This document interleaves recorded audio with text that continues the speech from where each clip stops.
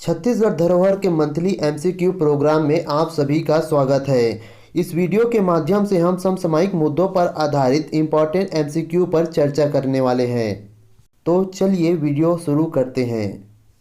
Question number 1, Chhattisgarh में आगामी वित्तीय वर्ष 2021-22 में समर्थन मूल्य में कितने मिलियन टन धान खरीदने का लक्ष्य रखा गया है? Option A 85 million ton, option B 90 million ton, option C 95 million ton, option D 105 million ton. इस क्वेश्चन का राइट आंसर होगा option D 105 million ton. Chhattisgarh में इस साल रिकॉर्ड धान खरीदी करने का लक्ष्य रखा गया है। इस साल करीब 1 करोड़ 5 लाख मीट्रिक टन धान से ज़्यादा धान खरीदी का लक्ष्य रखा गया है। इस साल धान की खेती का रकबा 48,000 हेक्टेयर भी बढ़ गया है। इस साल किसानों ने सामान्य धान 1940 रुपये प्रति क्विंटल की दर से समर्थन मूल्य पर खरीदी जाएगी। वहीं ग्रेड ए का धान समर्थन मूल्य 1960 रुपये प्रति क्विंटल रखा गया है। किसानों से मक्का 1870 रुपये प्रति क्विंटल की दर से खरीदने का भी प्रस्ताव है। पीएम नरेंद्र मोदी की अध्यक्षता में हुई कैबिनेट बैठक में धान की समर्थन मूल्य में 72 रुपये प्रति क्विंटल बढ़ाया गया है। वर्ष 2021-22 के दौरान इसकी एमएसपी में 1940 रुपये प्रति क्विंटल होगा। क्वेश्चन नंबर 2, राज्य अलंकरण समारोह में मुख्य अतिथि के रूप में किसे आमंत्रित किया गया था? Option A Hemant Soren, option B Charanjit Singh Channi, option C Sushri Anusuiya Uikey, option D Charandas Mahant. इस क्वेश्चन का राइट आंसर होगा ऑप्शन सी सुश्री अनुसैया उइके। छत्तीसगढ़ राज्य स्थापना दिवस के अवसर पर 1 नवंबर को सांस्कृतिक विभाग के द्वारा इस साल 8 विधाओं में छत्तीसगढ़ राज्य अलंकरण सम्मान दिया जाएगा। 8 अलंकरण सम्मान में साहित्य के क्षेत्र में उत्कृष्ट कार्य करने को लेकर पंडित सुंदरलाल शर्मा सम्मान, संगीत एवं कला के क्षेत्र में उत्कृष्ट कार्य करने के लिए चक्रधर सम्मान, लोक कला शिल्पकला के क्षेत्र में उत्कृष्ट कार्य करने वाले को दाऊ मद्राजी सम्मान, पंथिक नर्तक देवदास की स्मृति में पंथी नृत्य सम्मान और विदेशों में स्थापित छत्तीसगढ़ के निवासियों को उत्कृष्ट कार्य करने के लिए छत्तीसगढ़ अप्रवासी भारतीय सम्मान से नवाजा जाएगा। हिंदी छत्तीसगढ़ी सिनेमा के क्षेत्र में उत्कृष्ट कार्य करने वाले विभूतियों को भी किशोर साहू सम्मान एवं हिंदी छत्तीसगढ़ी सिनेमा के निर्देशन में बेहतर कार्य करने वाले विभूतियों को किशोर साहू राष्ट्रीय अलंकरण सम्मान से सम्मानित किया जाएगा। राज्य उत्सव 2021 के समापन के अवसर पर अलंकरण पुरस्कार, जिनमें से 31 विभिन्न विधाओं पे सम्मान दिया गया। राज्य फिल्म विकास नीति के अंतर्गत छत्तीसगढ़ी फिल्म द भूलन मेज को भी राष्ट्रीय पुरस्कार के उपरांत राज्य शासन के द्वारा फिल्म के निर्माता निर्देशक मनोज कुमार वर्मा को 1 करोड़ रुपए की चेक प्रदान किया गया। यह पहला अवसर है जब किसी छत्तीसगढ़ी फिल्म को राष्ट्रीय पुरस्कार से भी नवाजा गया। विभागीय पुरस्कार के अंतर्गत तीसरे स्थान पर ऊर्जा विभाग को पुरस्कार मिला है। कृषि कल्याण विभाग ने द्वितीय पुरस्कार हासिल किया है, तो वहीं प्रथम स्थान पर परिवहन विभाग के कब्जा जमाया है। प्रदर्शनी के माध्यम से परिवहन विभाग के स्थल पर ही लाइसेंस तैयार कर दिया गया। क्वेश्चन नंबर 3, हाल ही में 4 नवंबर 2021 को राजकुमार देवराज सिंह का निधन हो गया है। इनका संबंध किस रियासत से है? ऑप्शन ए खैरागढ़ रियासत, ऑप्शन बी रायगढ़ रियासत, ऑप्शन सी कवर्धा रियासत, ऑप्शन डी राजनांदगांव रियासत। इस क्वेश्चन का राइट आंसर होगा ऑप्शन ए खैरागढ़ रियासत। खैरागढ़ रियासत के राजा वीरेंद्र बहादुर और उनकी पत्नी पद्मावती के नाती राजा वीरेंद्र बहादुर के पुत्र देवराज सिंह का हाल ही में हृदयघात से निधन हो गया है। खैरागढ़ रियासत छत्तीसगढ़ के 14वें रियासतों में से एक थी। खैरागढ़ रियासत के राजमहल कमल विलास पैलेस में एशिया के प्रथम संगीत विश्वविद्यालय की स्थापना की गई थी। इनकी स्थापना 14 अक्टूबर सन 1956 में भारत की तत्कालीन प्रधानमंत्री नेहरू की पुत्री इंदिरा गांधी के द्वारा की गई थी। इस संगीत विश्वविद्यालय का नामकरण रानी पद्मावती की 8 वर्षीय पुत्री इंदिरा के नाम पर रखा गया था। वर्तमान में खैरागढ़ शहर राजनांदगांव जिले के अंतर्गत एक नगर पालिका के रूप में स्थित है। क्वेश्चन नंबर 4, प्रदेश की राजधानी रायपुर में लोक साहित्य युवा महोत्सव 12 जनवरी से 14 जनवरी तक निम्नलिखित में से किसकी जयंती के उपलक्ष्य में मनाया जाएगा? Option A Bhimrao Ambedkar, option B Swami Vivekananda, option C Padmalal Punnalal Bakshi, option D Sundarlal Sharma. इस क्वेश्चन का राइट आंसर होगा ऑप्शन बी स्वामी विवेकानंद।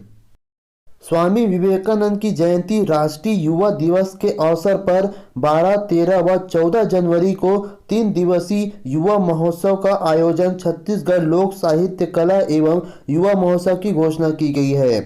12 जनवरी स्वामी विवेकानंद की जयंती को राष्ट्रीय युवा दिवस के रूप में मनाया जाता है। राष्ट्रीय आदिवासी नृत्य महोत्सव का आयोजन किया गया था। प्रदेश में गांव-गांव की पंडवानी, नाचा, भरथरी, सुआ नृत्य, ददरिया जैसी कई विधाओं के गायक नर्तक मौजूद थे। वहीं छत्तीसगढ़ी सरगुजिया, गोड़ी, हल्बी, भतरी जैसी बोली भाषाओं के भी लगातार लिखा जा रहा है। इस आयोजन में साहित्य एवं लोक कला को भी मंच दिया जाएगा। युवा कल्याण विभाग के हर साल स्वामी विवेकानंद की जयंती पर युवा महोत्सव का आयोजन करता आ रहा है। अधिकारियों की माने तो जनवरी 1922 में की शुरुआत में यह उत्सव अब नियमित रूप से किया जाएगा।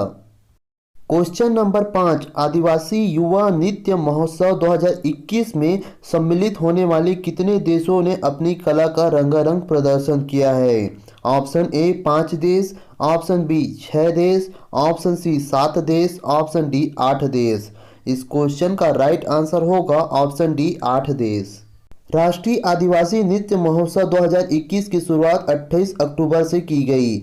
झारखंड के मुख्यमंत्री हेमंत सोरेन को छत्तीसगढ़ की राजधानी रायपुर के साइंस कॉलेज मैदान में राष्ट्रीय आदिवासी नृत्य महोत्सव एवं राज्योत्सव 2021 के दीप जलाकर शुभारंभ किया। राष्ट्रीय आदिवासी नृत्य महोत्सव में 8 देश के नर्तक दल सहित देश के 27 राज्य व 6 केंद्र शासित प्रदेशों के 59 आदिवासी नर्तक दल शामिल रहे।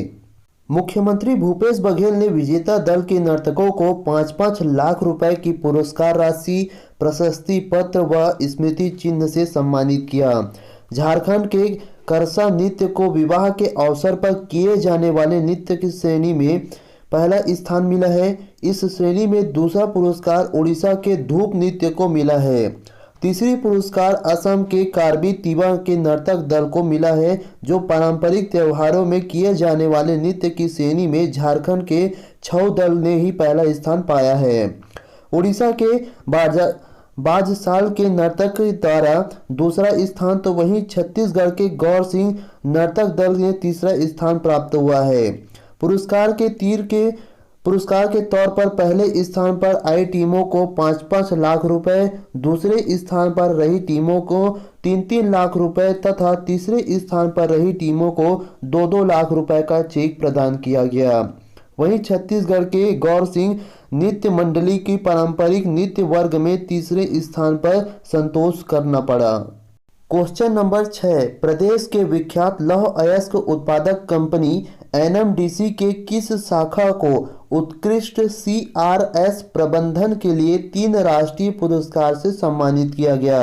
Option A NMDC Jagdalpur, option B NMDC Kirandul, option C NMDC Bacheli, option D उपरोक्त में से कोई भी नहीं। इस क्वेश्चन का राइट आंसर होगा option C NMDC Bacheli. NMDC limited ने विश्व भर में लौह अयस्क उत्पादन करने वाली कंपनी के नाम से तो ख्याति प्राप्त की ही है, साथ ही एनएमडीसी ने एक ओर लौह अयस्क उत्पादन की है तो दूसरी ओर अपनी सामाजिक दायित्वों के पालन करते हुए कई महत्वपूर्ण सीएसआर गतिविधियों के द्वारा सामाजिक उत्थान हेतु महत्वपूर्ण योगदान भी दिया है। विदित हो कि एनएमडीसी को सार्वजनिक के क्षेत्र में उपक्रम में ही नहीं बल्कि निजी के क्षेत्रों में उपक्रम में भी अपने उत्कृष्टता सीएसआर कार्यों के लिए भी पहचाना जाता है। उल्लेखनीय है कि एनएमडीसी ने अपने सतत प्रयासों के द्वारा कोविड-19 की रोकथाम हेतु कई सेवाएं भी दी है।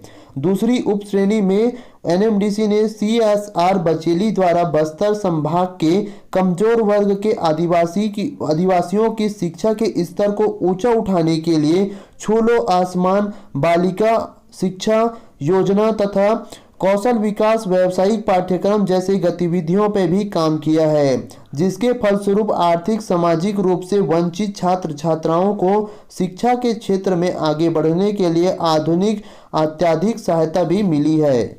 विश्व CSR दिवस और विश्व स्थिरता के द्वारा CSR में उत्कृष्टता के लिए राष्ट्रीय पुरस्कार समारोह का आयोजन हाल ही में बेंगलोर में किया गया था, जिसमें NMDC लिमिटेड की ओर से उप महाप्रबंधक CSR और CC ने NMDC बचेली को और उपरोक्त पुरस्कार भी ग्रहण किए। संगठनात्मक श्रेणी के अंतर्गत 2 उप श्रेणी में CSR पुरस्कारों के लिए NMDC का चयन किया गया है, जिसमें पहला best overall excellent in CSR और दूसरा outstanding contribution to the cause of education है। क्वेश्चन नंबर 7, निम्नलिखित में से असत्य कथन की चयन कीजिए। कथन ए, प्रदेश के पंथी नर्तक राधेश्याम बारले को वर्ष 2021 के लिए पद्मश्री पुरस्कार से सम्मानित किया गया। कथन बी, सुप्रसिद्ध सूफी गायक मदन सिंह चौहान को वर्ष 2020 के लिए पद्मश्री पुरस्कार से नवाजा गया। कथन सी, प्रबंधन चतुर्वेदी और सुनील तिवारी को वर्ष 2021 के लिए राजा चक्रधर सम्मान से सम्मानित किया गया। कथन डी, मनमोहन सिंह ठाकुर को वर्ष 2021 के लिए किशोर साहू राष्ट्रीय पुरस्कार से सम्मानित किया गया। इस क्वेश्चन का राइट आंसर होगा ऑप्शन डी, मनमोहन सिंह ठाकुर को वर्ष 2021 के लिए किशोर साहू राष्ट्रीय सम्मान से सम्मानित किया गया। छत्तीसगढ़ के सूफी गायक मदन सिंह चौहान को वर्ष 2020 के लिए और ख्याति प्राप्त पंथी नर्तक डॉक्टर राधेश्याम बारले को वर्ष 2021 के लिए राष्ट्रपति रामनाथ कोविंद द्वारा पद्मश्री पुरस्कार से सम्मानित किया गया। मनमोहन सिंह ठाकुर को किशोर साहू सम्मान 2021 से सम्मानित किया गया है। ध्यान रहे, मनमोहन सिंह ठाकुर को किशोर साहू सम्मान से सम्मानित किया गया है, ना कि किशोर साहू राष्ट्रीय पुरस्कार से सम्मानित किया गया है। राजा चक्रधर सम्मान 2021 से प्रबंधन चतुर्वेदी एवं सुनील तिवारी को सम्मानित किया गया है। क्वेश्चन नंबर 8, सत्य कथन की चयन कीजिए। कथन ए, गुड गवर्नेंस इंडेक्स में छत्तीसगढ़ को चौथा स्थान प्राप्त हुआ है। कथन बी, स्थिर सूचकांक में छत्तीसगढ़ को तीसरे स्थान प्राप्त हुआ है। कथन सी, पब्लिक अफेयर इंडेक्स में छत्तीसगढ़ ने 0.827 रहा है। कथन डी, उपरोक्त सभी कथन सत्य है। इस क्वेश्चन का राइट आंसर होगा ऑप्शन डी, उपरोक्त सभी कथन सत्य है। बेंगलुरु स्थित एक think tank public affair centre ने छत्तीसगढ़ को सुशासन वाले सर्वश्रेष्ठ 5 राज्यों में शामिल किया गया है। हाल ही में थिंक टैंक की ओर से जारी पब्लिक अफेयर इंडेक्स में छत्तीसगढ़ को चौथा स्थान मिला है। वर्ष 2020 में इसी इंडेक्स में छत्तीसगढ़ को 5वां स्थान पर मौजूद था। यदि आंकड़ों पर एक नज़र डालें तो बड़े राज्यों के टॉपर्स में प्रथम स्थान पर केरल रहा, दूसरे स्थान पर तमिलनाडु और तीसरे स्थान पर तेलंगाना रहा। छोटे राज्यों में टॉपर्स में सिक्किम प्रथम स्थान पर, मेघालय द्वितीय एवं मिजोरम तृतीय स्थान पर रहा। केंद्र शासित प्रदेशों में टॉपर्स में पुदुचेरी प्रथम स्थान पर, जम्मू एंड कश्मीर द्वितीय स्थान पर और चंडीगढ़ तृतीय स्थान पर रहा। क्वेश्चन नंबर 9, राजीव बख्शी की उपन्यास पर आधारित भूलन कांदा द मेज व मनोज कुमार वर्मा द्वारा निर्देशित फिल्म को राष्ट्रीय पुरस्कार से सम्मानित किया गया है। यह पुरस्कार किस क्रम की राष्ट्रीय फिल्म पुरस्कार फेस्टिवल में दिया गया था? ऑप्शन ए 65वां राष्ट्रीय फिल्म पुरस्कार, ऑप्शन बी 66वां राष्ट्रीय फिल्म पुरस्कार, ऑप्शन सी 67वां राष्ट्रीय फिल्म पुरस्कार, ऑप्शन डी 68वां राष्ट्रीय फिल्म पुरस्कार। इस क्वेश्चन का राइट आंसर होगा ऑप्शन सी 67वां राष्ट्रीय फिल्म पुरस्कार। भूलन द मेज पहली छत्तीसगढ़ी फिल्म है जिसे राष्ट्रीय पुरस्कार से सम्मानित किया गया है। भूलन एक तरह की जड़ी बूटी है। लोगों का मानना है कि इस पर पैर पड़ जाने पर लोग अपने होश खो बैठते हैं। आखिरकार क्या है भूलन कांदा? भूलन कांदा छत्तीसगढ़ के जंगलों में पाए जाने वाला एक पौधा है जिस पर पैर पड़ जाने पर इंसान सब कुछ भूलने लगता है। वह रास्ता भूल जाता है, वहीं भटकने लगता है। इस दौरान कोई दूसरा व्यक्ति जब आकर उस पर इंसान को छूता है फिर वह होश में आ जाता है। केश काल की जड़ी बूटियों के विशेषज्ञ की माने तो भूलन कांदा का वैज्ञानिक नाम डायलोफोरा रेटिनोडिफोलियस है। 67वें राष्ट्रीय फिल्म पुरस्कार की घोषणा के दौरान बेस्ट छत्तीसगढ़ी फिल्म के अवार्ड दिया गया है। इस फिल्म की शूटिंग गरियाबंद के भुजिया गांव में हुई थी, जिनमें एक्टर ओमकार दास मानिकपुरी ने काम किया है। इस फिल्म के टाइटल सॉन्ग की म्यूजिक पर कैलाश खेर ने भी काम किया है। इस फिल्म के कोलकाता और कैलिफोर्निया फिल्म फेस्टिवल अवार्ड भी मिल चुका है। क्वेश्चन नंबर 10, हाल ही में छत्तीसगढ़ के पुलिस महानिदेशक के रूप में किसे कार्यभार सौंपा गया है? Option A DM Awasthi, option B Chhatrapal Singh, option C Ashok Juneja, option D Pukhraj Bafna. इस क्वेश्चन का राइट आंसर होगा option C Ashok Juneja. IPS Ashok Juneja को छत्तीसगढ़ पुलिस के DGP के नई जिम्मेदारी सौंपी गई है। बता दें कि अशोक जुनेजा 1989 बैच के IPS अधिकारी हैं। CMO छत्तीसगढ़ ने ट्वीट कर जानकारी दी है कि राज्य शासन द्वारा अशोक जुनेजा को भारत पुलिस सेवा को पुलिस महानिदेशक छत्तीसगढ़ का कार्यभार सौंपा गया है। श्री जुनेजा अतिरिक्त पुलिस महानिदेशक नक्सल ऑपरेशन SIB एवं अतिरिक्त पुलिस महानिदेशक छत्तीसगढ़ पुलिस बल तथा STF अतिरिक्त प्रभार के साथ पुलिस महानिदेशक का भी कार्यभार। क्वेश्चन नंबर 11, झीरम घाटी आयोग का पुनर्गठन करके किसे अध्यक्ष के पद पर नियुक्त किया गया है? Option A justice Prashant Kumar Mishra, option B justice Satish K Agnihotri, option C justice G Minhajuddin, option D justice PR Ramchandra Menon. इस क्वेश्चन का राइट आंसर होगा option B justice Satish K Agnihotri. Jhiram घाटी हमले की जांच करने के लिए आयोग का पुनर्गठन किया गया है। न्यायमूर्ति सतीश के अग्निहोत्री को इस जांच के अध्यक्ष के रूप में नियुक्त किया गया है, जबकि बिलासपुर हाईकोर्ट के पूर्व जज G मिनहाजुद्दीन को जांच आयोग के सदस्य बनाया गया है। छत्तीसगढ़ सामान्य प्रशासन विभाग द्वारा इस बाबत आदेश अनुसार आयोग 3 अतिरिक्त बिंदुओं पर मामले में जांच करेगी। पहला बिंदु, जिनमें घटना के बाद पीड़ितों को उपलब्ध कराई गई समुचित चिकित्सा सुविधा है। दूसरा, ऐसी घटनाओं को भविष्य में रोकने के लिए उठाए गए कदम जैसे पहलुओं पर जांच करना है। कथन तीसरा, इस मामले में अन्य पहलुओं की जांच के लिए आवश्यकता महसूस होने पर खुद आयोग और राज्य सरकार द्वारा निर्धारित की जा सकेगी। आयोग को 6 महीने के भीतर अपनी रिपोर्ट सरकार को सौंपनी होगी। इससे पहले झीरम घाटी मामले के अन्य जांच आयोग गठित की गई थी, जिसके अध्यक्ष प्रशांत कुमार मिश्रा ने हाल ही में आंध्र प्रदेश उच्च न्यायालय के न्यायाधीश बन गए हैं। क्वेश्चन नंबर 12, प्रदेश की दूसरी सबसे बड़ा जंगल सफारी कहां बनाया जाएगा? Option A Bilaspur, option B Balodabazar, option C Kabirdham, option D Dhamtari. इस क्वेश्चन का राइट आंसर होगा ऑप्शन सी कबीरधाम।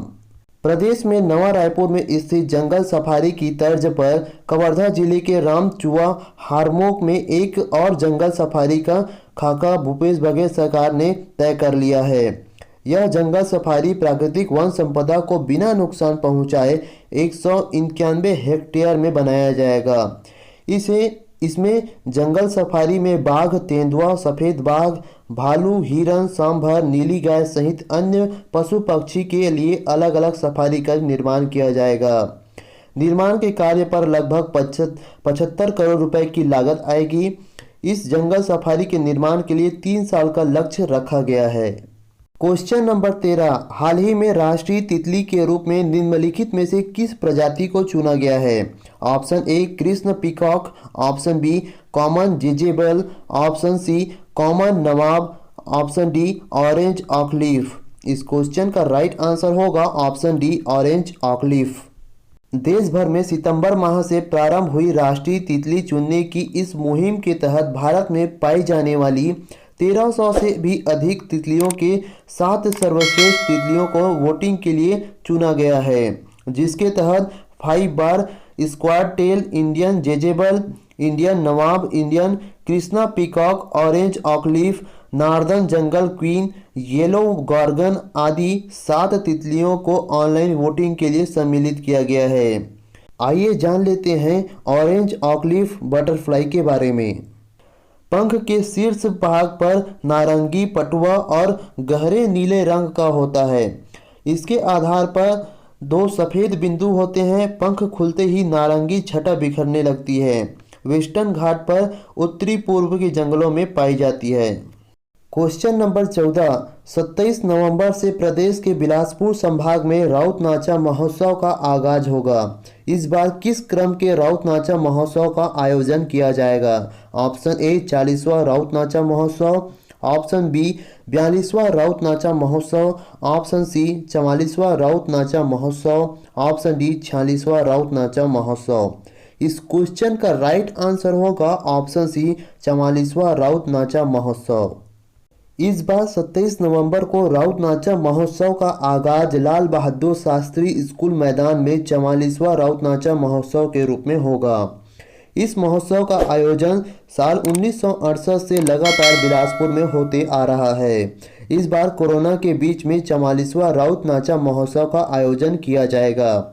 यह आयोजन लाल बहादुर शास्त्री मैदान में आयोजित किया जा रहा है। हर वर्ष की तरह इस महोत्सव में एकादशी के बाद पहले शनिवार को आयोजित होता है। इस महोत्सव में यदुवंशी लोग शौर्य का प्रदर्शन करते हैं। साथ ही महोत्सव में पूरे प्रदेश के यादव समाज के दर्जन टोलियां भी साज सज्जों के साथ साथ बिलासपुर पहुंचती है। ये टोलियां नृत्य करती है।